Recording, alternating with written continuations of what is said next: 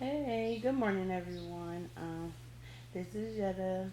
It is June 14th, 2016, and it is the beginning of the second day of the pre-op diet. And let me tell you, yesterday was a little tough. I could barely eat anything.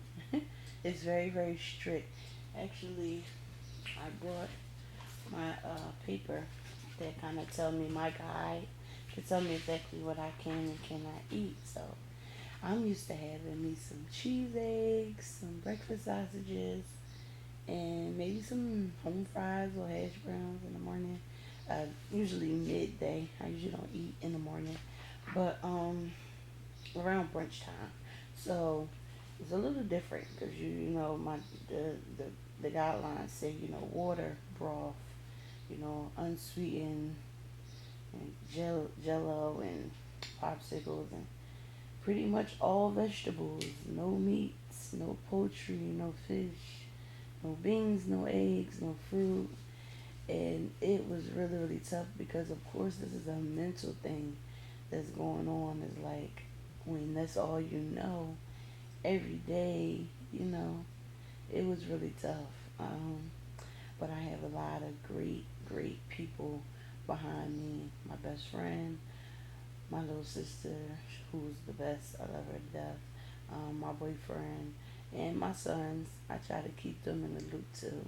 My mom and I have a heap of brothers and sisters that support me during this time.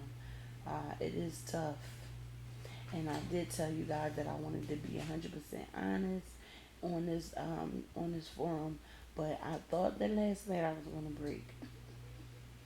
I gave my sister a birthday party and got this beautiful big cake, and it wasn't all eaten. And I looked at it, and I don't even be wanting sweets like that. I looked at it like, oh, I need some of that cake. But God willing, well, thank God I avoided the temptation. However, I had some French onion dip with some plain chips, and I did take a few dips. um, but I'm working on, being better. Uh, but because it is tough. I like to think about everything that put me to this point where it's like, give me that food, Um, I think with me, I know specifically that it's more emotional. I'm an emotional eater. When I get upset, when things get rough, um, I just turn to what is comforting, and that's food. Um, and I love to cook. Everyone who knows me knows that I love to cook, and this is very challenging, right now because it's a lot of things going on in my life. It was a lot of sacrifices made to even get this procedure done, um, and there's a lot of things that's obstacles in my way right now, financially, and that causes emotional issues. But I think that I'm gonna be okay. Holding on to faith. Um, and like I said, I do have a lot of support and uh, supportive people around me. It's very, very important that you decide to do this, to have this, any any surgery, but specifically this, because this is what I'm going through right now.